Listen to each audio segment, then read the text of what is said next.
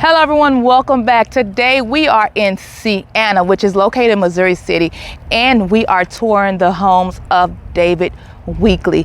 Now, David Weekley, they do have their own community inside of Sienna, which is called Creekside at Sienna. Now, in this community, David Weekley will be building over 70 homes, and of those 70 homes, there are 12 different types of floor plans. Now, the floor plans do range from between 1,400 square feet all the way up to about 2,600 square feet.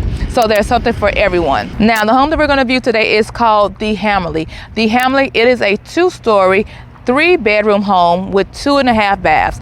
It is a little over 2,200 square feet, and the starting price is going to be a little over $350,000. So before we view this home, we're going to take a quick tour of Sienna, and then we're going to come back and view this beautiful home behind me. Remember, if you don't know who I am, let me introduce myself. My name is Linda Blue. I am your new home consultant, helping you create the ultimate blueprint for all of your real estate needs. If you have not gone ahead and subscribe, make sure you please do that. Also hit that like and that bell to be notified of new weekly videos of home tours. All right guys, let's go ahead and get started.